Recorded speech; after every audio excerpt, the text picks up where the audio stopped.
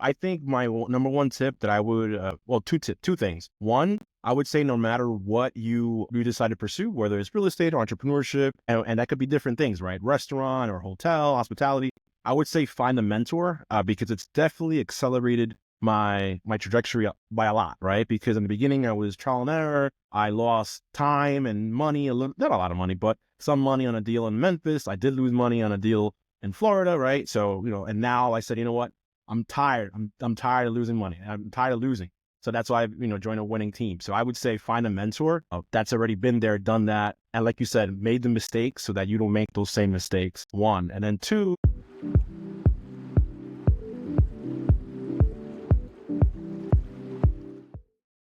Hello, everybody. Welcome to my podcast. I am very excited to be with you today. I have an amazing guest, as always, for you. And you know me, the power of networking is how I get to meet some of the most incredible people, which is exactly how my next guest and I got introduced to each other. There are some incredible places and locations that if you just take some time with either one of us, we will show you how to get super connected with all the people that you need to know and you need to have access to for your business and all of the above. Without further ado, Dr. Hyro and I have an amazing story, and I want him to tell about what he's doing right now, and then we get to unveil his journey in a little bit. Welcome. Thank you, Tiffany, for having me. It's an honor to be here, part of your podcast. A little bit about myself. I'm Dr. Jairo Borja. I'm the president of Borja Consulting Group. So I train business development professionals, and I train a lot of entrepreneurs how to network effectively, network strategically in order to help them close more deals. I'm a networking coach. I also am a consultant as well. I have a couple of key clients, such as the Hispanic Chamber of Commerce in New Jersey. I have another nonprofit. I also have a serial entrepreneur as a client as well. So in that role with the other nonprofit, I mentor about 12 to 15 small businesses when it comes to their business plan, when it comes to their marketing plan, when it comes to their outreach, when it comes to access to capital, whether it's through grants, whether it's through sponsorship, whether it's through RFPs, just try to find them funding. So, or help them get access to funding. So with that being said, excited about that. And in addition to that, turn the page, 1B, I'm also a real estate investor, invested passively on a deal in Louisiana myself as a limited partner. And now I am in where I need to be. I am part of a super team looking to raise capital for a 52 unit in Southern Pines, North Carolina. We're almost at our goal. It's a low income housing tax credit deal, Section 8. And the goal is to gradually increase the rents while at the same time minimizing those expenses. And those individuals that are invested into the deal will get their principal and interest by the end of year 2. And then as long as most folks still stay on the deal, they'll be able to double their money in 5 years. So yeah, I'm excited. My journey has been interesting. I started in higher ed and then I went into financial services and then I came back to higher ed and then financial services and eventually landed into entrepreneurship and real estate. So I have a course book on networking. I have a podcast myself where I interview a lot of minority thought leaders and entrepreneurs. And now apparently I'm a real estate investor as well. So it's an honor to be here. Oh, I love it. I love that you and I are kind of in the same boat. You get pulled in, we're real estate investors. And it's like, well, wait a minute. We should crack into that because I do notes and you do multifamily and people are thinking, oh, maybe you flip houses. Like there's just so much space of what it looks like to be a real estate investor.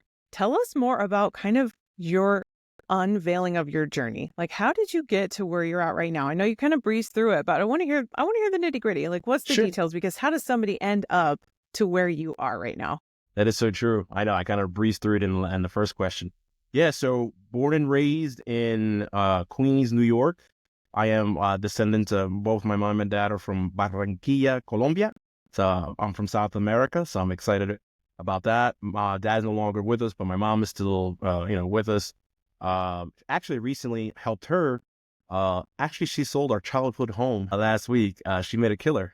She bought it on a foreclosure back in the 90s and she turned it around and sold it to a nice couple and their 3 children, and she made a good return on investment.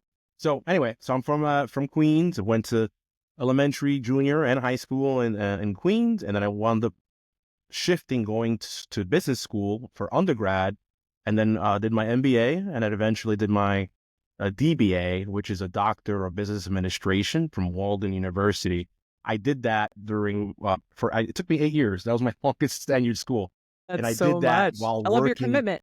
Yeah, yeah, and I did it while like I got a lot of milestones happen: married, kid, house, and then I had my job. I was a director of business development at the time at a certain higher educational institution, and despite that, still was committed to finishing the goal, which is to complete the doctor, and I did it. It took me 8 years, but I got it done. So I started my LLC like unofficial, like in 2018, January 19, I incorporated it. March the 2nd, I got my doctorate. By May 10th, I had resigned, resigned from my job. Well, this all happened, and I took a risk of myself. I probably would have taken a couple more months and then resigned. But looking back, but it's okay. But everything happens for a reason, so it's all good. Absolutely. Everything happens for a reason, which is why some way or another, we have to figure out why we bumped into each other. I know just being on my podcast isn't barely enough because I need to tell the world about the cool stuff that you're doing, the amazing people that you're helping, and tell us why what it is you're doing right now and what you've been doing is so important to you. Yeah, I think helping out the community and giving back and helping startups or in my case now, it's kind of shifted a little bit and helping folks that are in that middle management more. I think it's important because you'd be surprised how at an event or just in general, how, some people are, they get lucky. They'll get a couple of good RFPs, a couple of good contracts, but once that's done, they don't know where to go, right? That happened to a friend of mine. Recently, she had a nice government contract went away, and now she's kind of like back to square one, right? She'll figure it out, but the moral is always, you should never bank on that one deal, right? You should always have a consistent pipeline, have a deep network to kind of help you compensate. And that's what I teach. I teach that never bank on one deal, be able to always have that one deal and have have a full funnel, so that, if something like that were to happen, you always have a plan B, plan C, plan D, right? So that's the difference. I took martial arts before. I took Brazilian Jiu-Jitsu. I took it in 2 tenures, 05 to 07, and then I stopped. And then I took it again from like 15 to 16 or something like that, right? So I never was promoted. I was pretty good because it's like the you get to choke people out without getting in trouble. Who doesn't like that? Or Who doesn't have you like seen that? that thing where it's like jujitsu is the art of folding clothes while people are still in them? Right, exactly. Yeah, exactly. So the reason why I brought it up is the difference between a black belt and a white belt. The moves are the same, right? It's still a triangle choke or a rear naked choke or an arm bar. It's just that the black belt could think 5, 6, 7, 8 steps ahead than the white belt. So that's how I see it in business, right? Like when I was young, dumb, right? I didn't know about having money saved in case and liquidity. I didn't know there was access to like stuff during such as using the economic development authority, all these grants that are available in the beginning, all these startup or all these startup money. I didn't know that, so I just kind of learned the hard way. So now what I do is I teach others to kind of not make the same mistakes that I do. So that's pretty cool. And then on the real estate side, I'm looking to really like retire in 8 years. What I mean retire, let me define that. Yeah, yeah. Retirement doesn't mean I'm not gonna stop working. What I mean is like not worry about money. That's what I mean by retirement. That's 8 years, right? And I have a certain dollar figure. I think I put 30K the other day. I think I'm going to increase it to 50K. So 50K passively. So, and I think real estate, especially the game that I'm in now, I'm part of Mike Ely and the Big Deal Maker group. We have a couple of great mentors in that group. And we're all raising money together and working on the deal together. And I think I'm Absolutely. I love that I feel you a lot on this because the highs and lows of not only being an entrepreneur, but also being in real estate, they're so crazy. And I think the stronger the mentor that you can put yourself in front of are not just people that have like, oh, I made it great. I was no flaws whatsoever. It's like, I think you really learn through the hard times. You learn through the struggle. And then you understand on the flip side of it how important it is for you to have the right people in your, like on your team, in your court, like the mentors that you have, the coaches that you have, they have had their highs and lows and their successes and their losses, that they want to prevent you from doing what they did wrong, and they want to help you get there quicker. So you want to help people get there and avoid the pitfalls that you had. Like, I want people to not do the things that I did wrong. And Exactly. unfortunately, unless you have somebody hovering over you or you've paid them to show exactly what it is you did or you're about to do wrong, you don't even know what you don't even know. But that's the cool part, is none of us we don't know what we don't know. And so if we can network and we can surround ourselves with more of these incredible people that have these stories of highs and lows, we can get through all of whatever highs and whatever lows we're getting ready to face, because our government's weird and we just got to keep plugging away. And you know what? We live in America. You can go out and do whatever you want. You can quit your job. You can go work for yourself, and it's all okay. And a lot of times there are things that are in favor for you. Tell us, what are some of the things that people would benefit from being able to work with you? Like some of the perks that the people that have been able to be coached by you, how they were improved.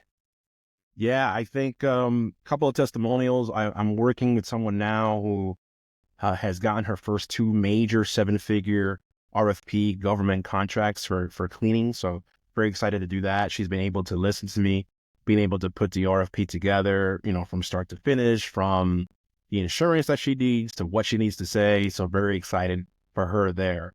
I have another client that, thanks to working with me, just retired, this year. She was teaching for a very long time. She was at the tail end of her career. She said, you know what? I'm going to retire. I have the age. I could retire a little bit early. And I'm just going to focus on my business. And we came up with an exit strategy. And thanks to that, she's sticking to it. And her business has grown. She owns a tutoring center, but also an event planning for like children parties, which it all works together. I was like, so, see, told you, it all works out. So those are 2 of my success stories. And I know I work with another serial entrepreneur that's like one of my main guests, one of my main clients. Sorry about that. And she's doing very well. She bought companies, sold companies, acquired properties here, acquired properties there, and she's always grinding. So I'm very happy. Those are 3 success stories, 3 of many that I could kind of share. I love that. Now, everybody here is going to want to hang out with you and come I hope spend so. time with you. I hope How so. are they going to be able to come find you? Like, what's your preferred method for anybody to be like, oh my gosh, I need to have him help me out of where I'm at right now, so that you can have the vision with them to be bigger and better in their next steps? Yeah. Well, if they want to network their way to success, or they want to be able to, get rich, real estate, as you know, is a slow game.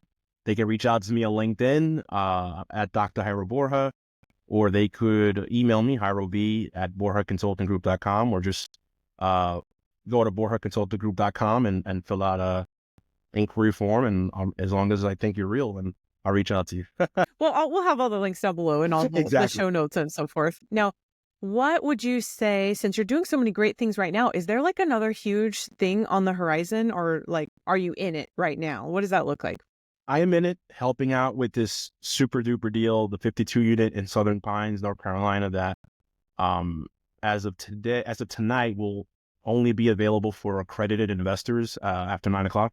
It'll be 506C. But I think the next deal, or my long-term vision, I do want to own a boutique hotel. So that's my long-term vision. I want to name it after my daughters, Emily and Emma. I don't know, what is it going to be. It might be E&E. It might be Emily, Emma. I don't know. I haven't decided that, or just Emma, but I don't want to piss off the other one. So, so that's my long-term goal. My goal is to own a boutique hotel in Florida somewhere after my daughters. So, but I'll get there. I'll get there. Some of that stuff is all about not just like your goals, what you're working towards, but like the legacy that you're going to leave, even by incorporating their name into it, which I think is so cute. Oh my gosh. I love that you have the vision to be able to leave that kind of with them, for them. And then of course, it's going to get you closer to retirement too. It will be. 8 years. I'll be done. Yeah. Or, I mean, I guess we could try to push it. I'm going to push you outside of your comfort zone and make it even sooner. We just got to figure out kind of the litmus test of what we're working on right now. That's true. Because like you said, you got deals in the pipeline. It could be that next deal that's coming down. Like my mentor says, you're one big deal away.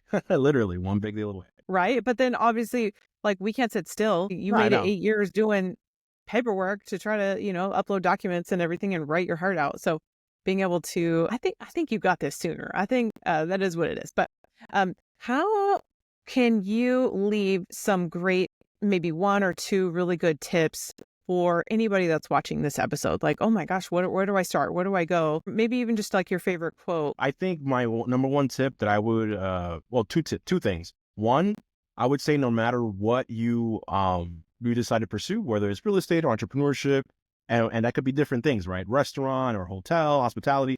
I would say find a mentor because it's definitely accelerated my trajectory by a lot, right? Because in the beginning I was trial and error. I lost time and money, not a lot of money, but some money on a deal in Memphis. I did lose money on a deal in Florida, right? So, and now I said, you know what? I'm tired. I'm tired of losing money. I'm tired of losing. So that's why I joined a winning team. So I would say find a mentor that's already been there, done that. And like you said, made the mistakes so that you don't make those same mistakes. One. And then two, I would say, just if you're stuck at a networking event, and I dropped this gem before at another podcast. Think about when you're at an event itself using like the FORM method or FORMEA method or G-FORD, right? So geography, family, occupation, recreation, dream, right? That's from one of my mentors, Sean McNichols, right? So geography, where are you from? That could be the first question. And you get people talking. So people don't know how to talk or how to open up a dialogue, right? Family, right? So easily, brother, sister, married, divorced, whatever. That's easy connections, right? Occupation, you guys are both investors, right? Recreation, it could be martial arts or gym, or working out. And then dream, like what are your dreams, right?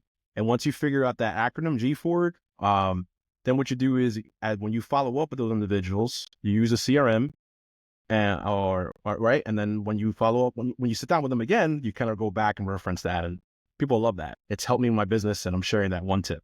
The rest you gotta speak out to me separately. Oh, exactly. Teaser. That's a called teaser. That teaser for us to network.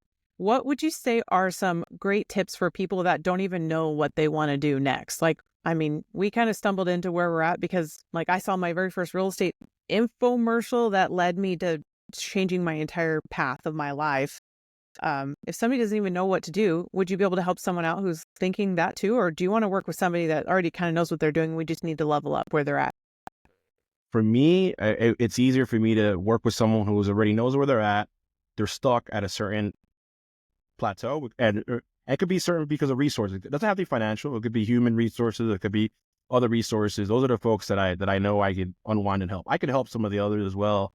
I just have a gift. I could just sit down with someone and in 5-10 minutes figure out what I think they should do. But I definitely think what I advise other folks, if you could take an assessment of some kind, those always help. And based off those assessments, you could kind of like pick and choose what careers you think could help you. That's me. That's what I think. So that's fine. I feel like I'm pretty self-aware. So I know on this chart, well, I'm this, and this chart, I'm this, and I don't know if it's a color, an animal, a shape, I've taken a disc assessment. I'm always the director every time. So Oh, really?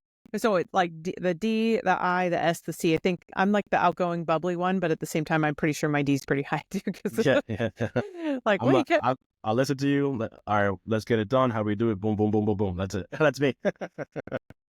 I love that so much. We have had a great time. I'm going to get everybody to connect with you. And if you guys haven't already, you need to find us on LinkedIn because we want to pour into you. We want to help you get to where you're going.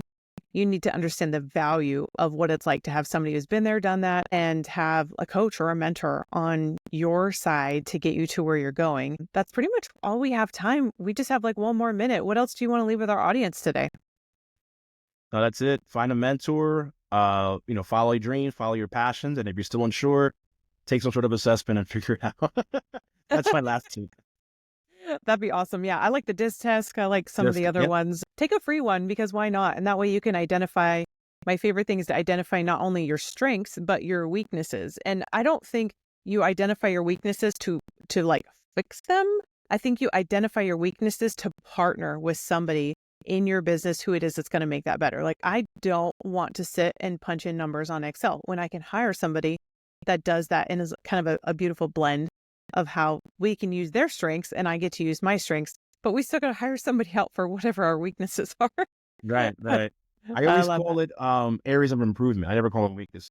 Oh, I So like that. It's even better. yeah, Areas of even better. improvement. So weakness, like it's just like a negative connotation. True. Yeah, Exactly. yeah. So Well, if you guys want to help identify what areas of improvement that there you you go. want to work with Dr. Hyro, you're going to connect with the links that we have posted down below. I thank you so much for your time today. And I know everybody's going to have an amazing time whenever they reach out to you because you're so gracious with your time and the wisdom that you have that you're going to share with them. And we will see you guys all next time. Thank you so much. Bye. Thank you for having me.